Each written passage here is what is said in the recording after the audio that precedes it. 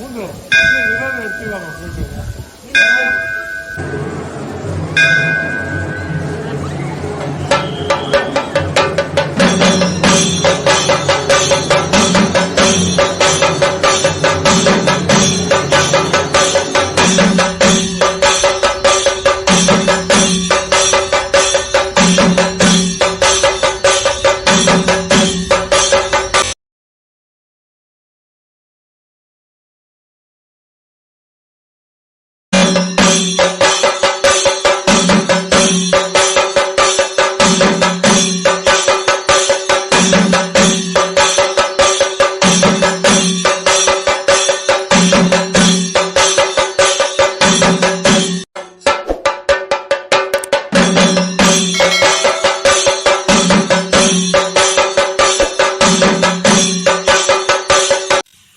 ஹரி ஓம்.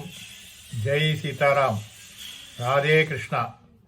அன்பு நண்பர்களே, உங்கள் அனைவரையும் எனது தெய்வீக பயணம் யூடியூப் சேனல் சார்பாக அன்புடன் அழைக்கின்றேன். மகான்களாக இருந்தாலும் கடவுளின் அவதாரங்களாக இருந்தாலும் இந்த பூமியில் பிறந்து விட்டால் பாவத்தை செய்யாமல் இருக்க முடியாது என்பது எல்லோரும் அறிந்த ஒரு விஷயம். இருந்தாலும் செய்த பாவத்திற்கு பரிகாரம் செய்ய வழியிருந்தும் அதை செய்ய முடியாமல் போனால்தான் அவர்கள் பாவத்திலும் பெரும் பாவத்திற்கு ஆளாகின்றார்கள்.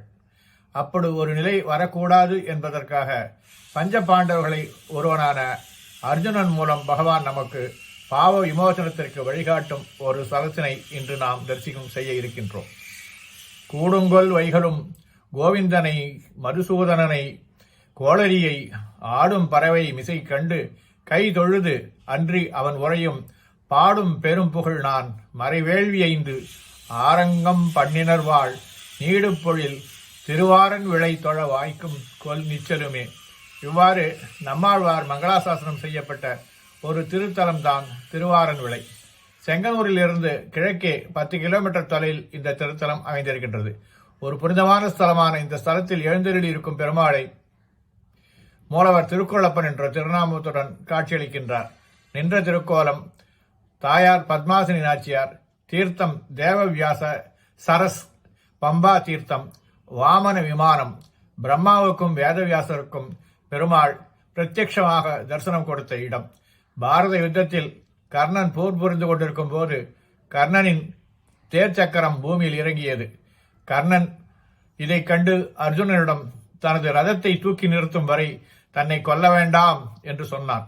ஆனாலும் அர்ஜுனன் அதனை கேட்காமல் வஞ்சகமாக கர்ணனை கொன்றான்.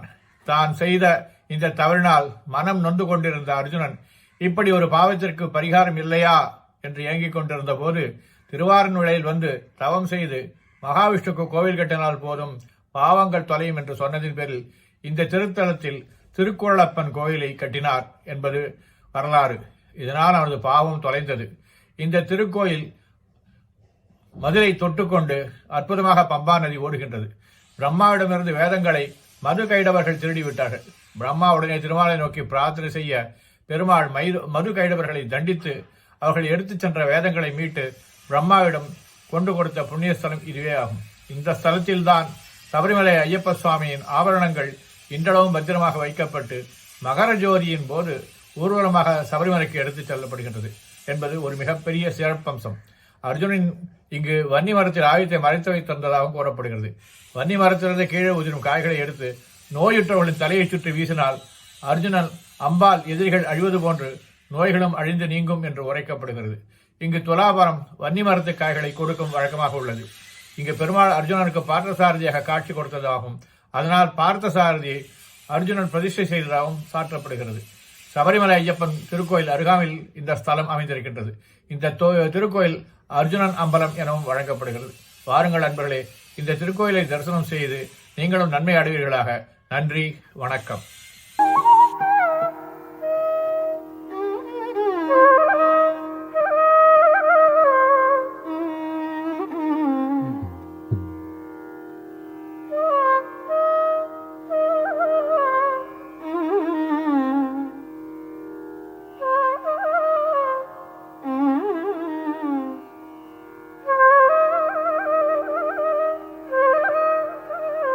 Mm-hmm.